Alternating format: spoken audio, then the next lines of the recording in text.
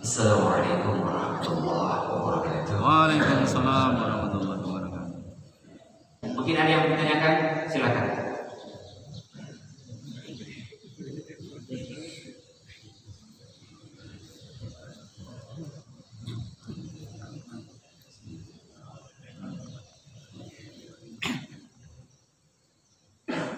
Bismillahirrahmanirrahim. Assalamualaikum warahmatullahi wabarakatuh. Waalaikumsalam. Yang pertama ingin saya sampaikan, marilah kita mendoakan beliau Amin. disehatkan jasmani rohani beliau, kemudian diberikan istiqomah dalam berdakwah dan diberikan panjang umur. Mudah-mudahan, saya yakin beliau adalah bagian dari tentara-tentara Al-Mahdi. Mudah-mudahan kita semuanya bersama beliau di surga Allah Subhanahu wa Ta'ala. Berkaitan dengan pertanyaan yang ingin saya sampaikan, sesungguhnya bukan pertanyaan, hanya sekedar mohon diluruskan, malu sudah error. Sudah hampir melampaui Abu Bakar Siddiq. Kajian yang disampaikan di waktu maghrib, yaitu yang pertama, terus ada catatan sedikit, kebetulan saya catat supaya jangan lupa. Sebetulnya ingin bertanya di waktu maghrib. Kalau yang salah mohon dibenarkan, mohon diluruskan. Ustaz, saya panggil Ustaz. Ustaz sudah menjelaskan pertama kali dalam pertemuan maghrib kemarin bahwa tentang kejadian manusia, yaitu ketika Allah belum bernama Allah, hanya bernama Huwa, ya. Kemudian juga yang isinya kunjan mahfian, aku adalah perbendaharaan yang tersembunyi. Belum disebut Allah Huwa. Kemudian aku ingin dikenal, wa khalaqtul khalqan, maka kuciptakan makhluk untuk mengenalku. Maka setelah itu panmahtu bihi min ruhihi, aku tiupkan ruhku. Nah, ini yang ingin saya luruskan, mohon pemahaman saya. Panah pahtu, hembuskan, tiupkan, apakah sama dengan kun payakun atau makhluk ciptaan? Ini yang pertama. Yang kedua, ini masih kajian di maghrib tadi. Saya pakai bahasa Ustaz. Saya masih kurang belajar dalam sholat. Saya pinjam bahasa Ustaz pada maghrib. Saya masih kurang ajar dalam sholat. Saya menuhankan selain Rob, menuntut pekerjaan, menuhankan atasan, sesuatu yang terkait sehari itu yang saya jadikan Tuhan. Ketika Allahu Akbar takbir ihram, berbangun saja, berpada tik saja, bukan. Tidak bisa saya sebutkan. Saya berkomunikasi dengan Allah. Sesudah itu lepas. Itulah. Tadi saya katakan bahwa kita ini adalah orang ajar dengan Allah, bukan menyembah Allah, tapi menyembah patung Allah. Kemudian mohon penjelasan, kira-kira ini dibenahi. Barangkali bukan saya saja di dalam sholat itu bagaimana yang khusyuk, kiat-kiatnya bagaimana yang khusyuk, sehingga ini nanti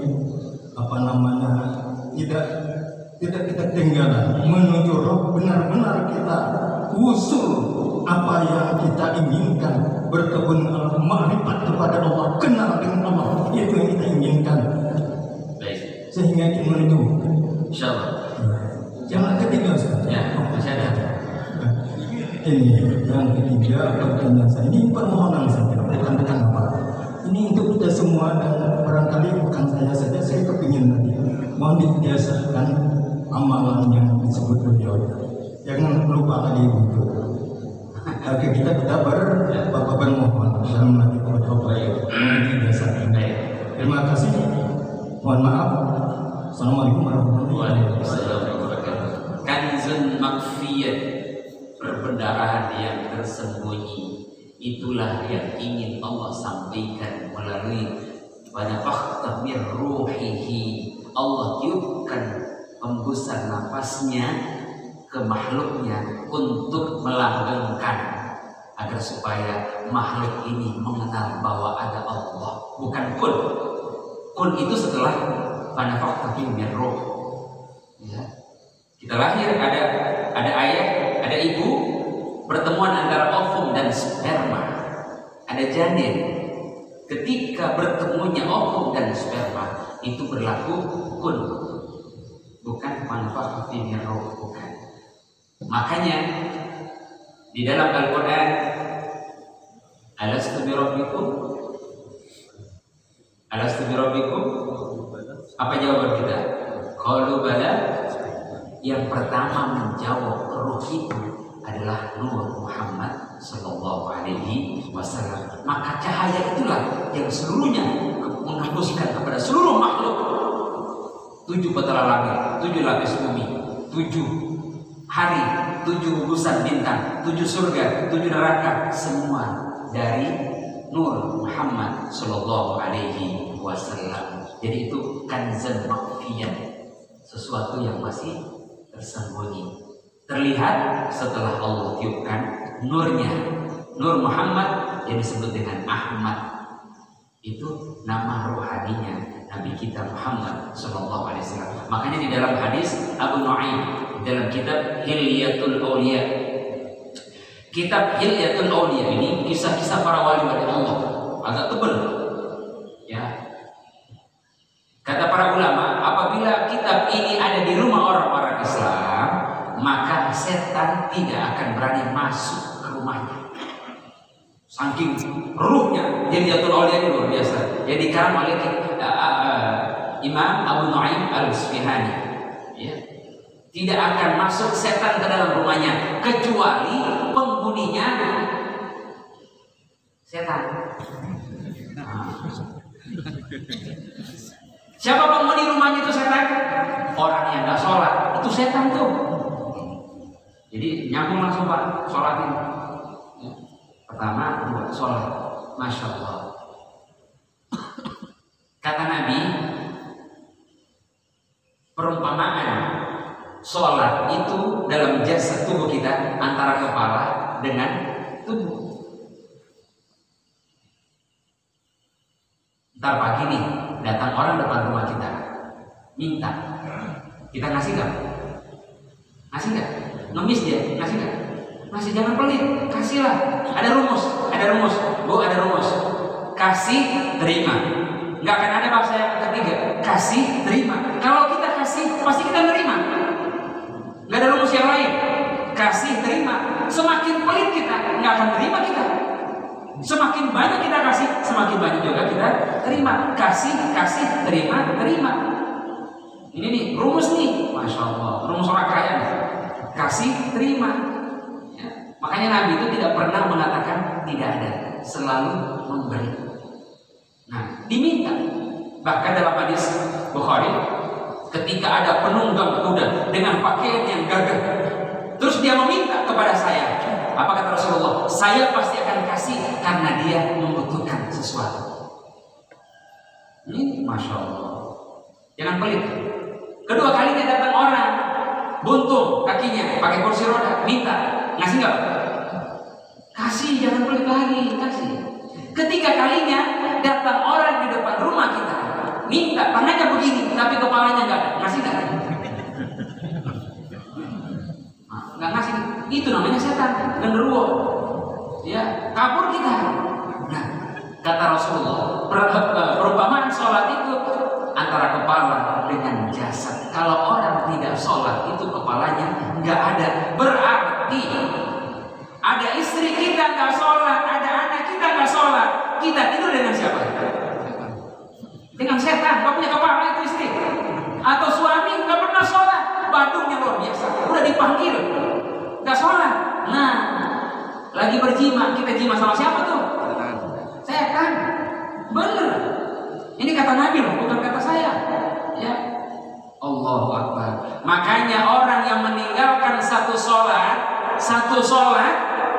ya Allah, itu 70 kejahatan yang ada di sekitar dia penyebab satu orang meninggalkan sholat. 70 ahli keluarganya atau masyarakat kena imbas dari kezaliman satu sholat.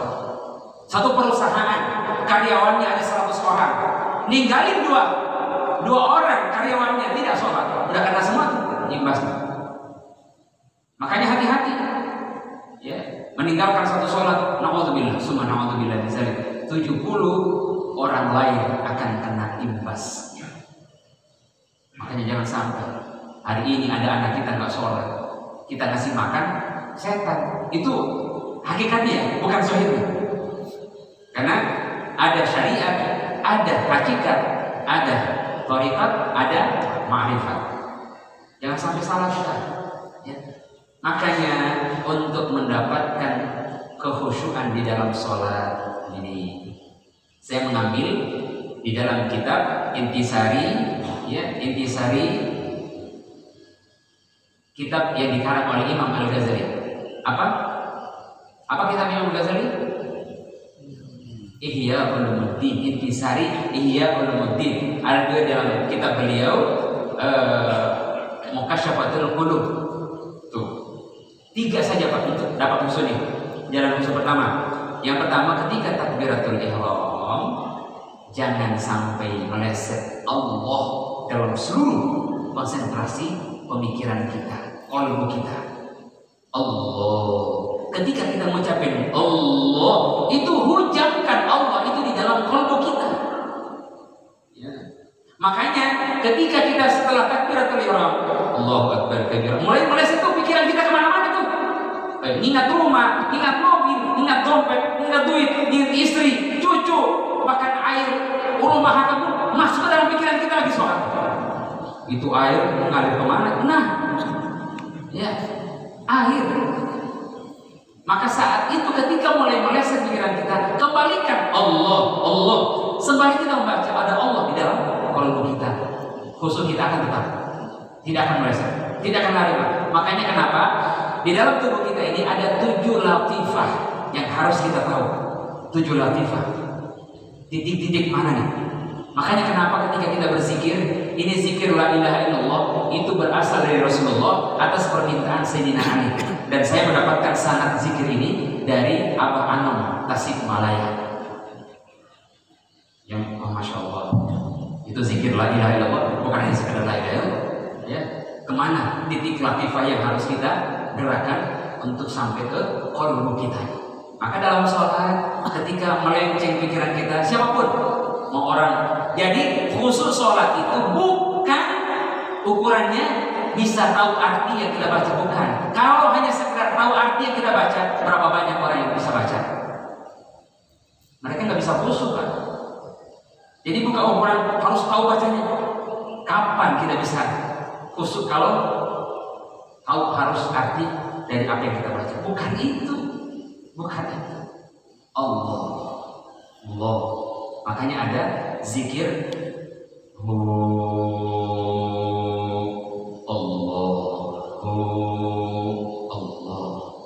Itu zikir nafas. Ya. Kenapa banyak orang yang sakit flu, dapat corona? Karena zikir nafasnya tidak benar. Allah, Allah. Itu tarikan nafas masuk. Allah, Allah. Itu bergetar. Itu nafas kita pun akan selalu berzikir, bersih. Ini Masya Allah. Dan ini perlu mursyid yang mengajarkan kita, bukan hanya sekedar amalan. Maka ketika melenceng pikiran kita, maka hadirkan Allah. Alhamdulillahirabbil alamin. Itu Allah selalu berkata, Allah, Allah. Ya. Apa yang kita baca? Subhanallah, itu nikmat. Itu nikmat. Itu nikmat. Makanya para sahabat Abu Bakar kalau sholat itu nggak kencang suaranya, seperti sir aja. Kenapa? Dia sudah gemetar duluan karena Allah sudah hadir. Langsung nangis dia. Ya, karena ada Allah. Abu Bakar, Umar kencang dia, kencang bacaannya. Kenapa? Dekat sama Allah, merasa dekat sama Allah, semakin semangat dia dekat sama Allah. Ali, masya Allah, seakan-akan. Bagaimana khusyuan Ali? Khusyuk itu bukan nggak melihat pandangan kita ke tempat sujud, hati kita, kolbu kita, rohani kita hadir selalu Allah, Allah. Demi Allah, ketika kita melenceng pikiran, ingat sawah, ingat toko, langsung hadirkan Allah. Itu hilang itu. Allah, Allah. Walaupun kita dalam keadaan membaca. Nah, itu khusyuk yang paling utama tuh. Kemudian kata Imam Al-Ghazali, ketika kita baca iyyaka na'budu wa iyyaka nasta'in, hanya kepadamu kami menyembah dan hanya kepadamu kami meminta. Di situ konsentrasi Allah. Ya, 3 itu. Walaupun belum sempurna. Yang ketiga, ketika kita baca asyhadu an la ilaha illallah, itu benar-benar. Kalau 3 itu bisa kita jaga, insya Allah kehadiran Allah, Allah, Allah, Allah sampai sempurna benar sholat kita. Jadi kita khusyuk. Dan yang ketiga, insya Allah saya ijazahkan sebelum kita tidur kita berdialog dengan rohani kita. Kalau kita belum tahu nama rohani kita, maka kita sambungkan dengan ruh. Bapaknya ruh siapa? Ahmad, Nabi Muhammad sallallahu alaihi wasallam. Al-Fatihah kita baca. Terus apa yang kita minta dari batin kita? Kita berdialog dengan rohani kita. Mangga silakan. Ya. Apa yang kita baca dari batin kita? Sehatkan, kuatkan, ya, semangatkan, panjangkan umur, berkahi, taat kepada Allah. Karena rohani ini tidak akan pernah mati. Tidak akan pernah mati, Pak, rohani. Kita ini bisa bergerak karena roh kita masih ada. Kalau sudah roh nggak ada, dicabut, nggak bisa bergerak kita nih. Makanya kita berdialog dengan rohani kita. Nabi Muhammad, nama rohnya Ahmad, nama jasadnya Muhammad. Kita belum tahu nama rohani kita. Kalau belum tahu, maka sambungkan dengan bapak rohani, yaitu Ahmad Muhammad sallallahu alaihi wasallam. Seperti itu, Pak. Mana? Jalannya cara mengetahui nama tadi. Itu mahal, Pak. Boleh kita tulis nama, serahkan kepada saya. Dan ini tidak mudah untuk mendapatkan nama rohani. Ya, itu bukan jalan langsung dijawab. Boleh, ya. Kalau saya minta kepada Bapak 1 miliar untuk dapat 1 nama rohani, belum tentu bisa Pak dapat nama rohani. Dan ini berat, bukan sembarangan orang yang bisa. Ya, boleh kita catat nama kita, insya Allah.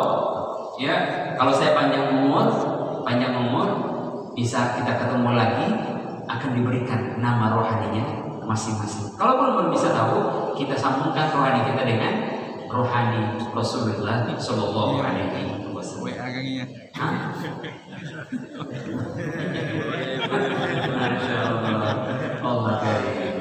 Insya Allah seperti itu. Ada lagi?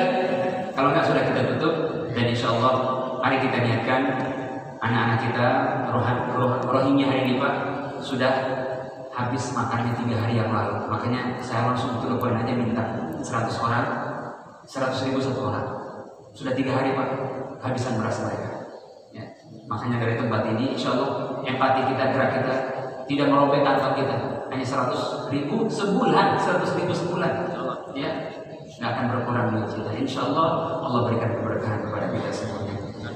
Masih ada? Pak Kades, masya Allah. Bisa nggak jadi camat? Amin.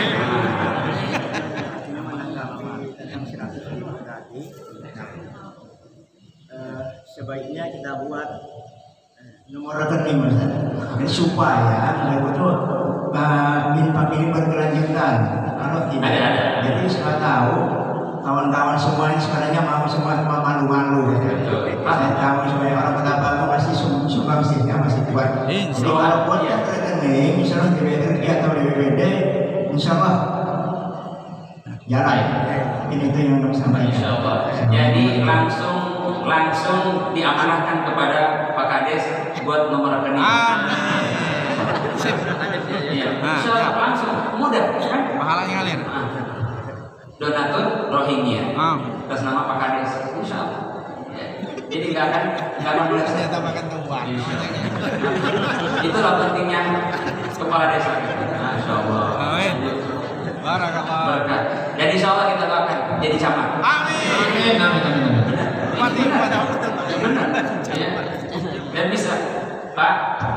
Di pondok kami ada satu ilmu, namanya ilmu ramal Quran.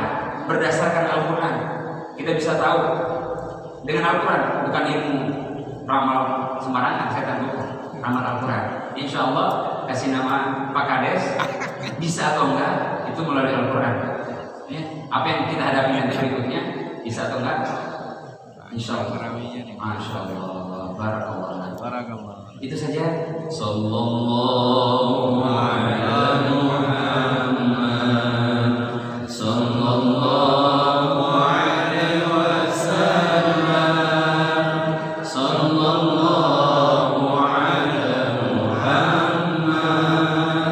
Sallallahu alaihi wasallam. Hadanallahu ajma'in. Benar dari Allah. Kurang datang dari pribadi saya sendiri. Mohon ampun saya kepada Allah Subhanahu wa taala.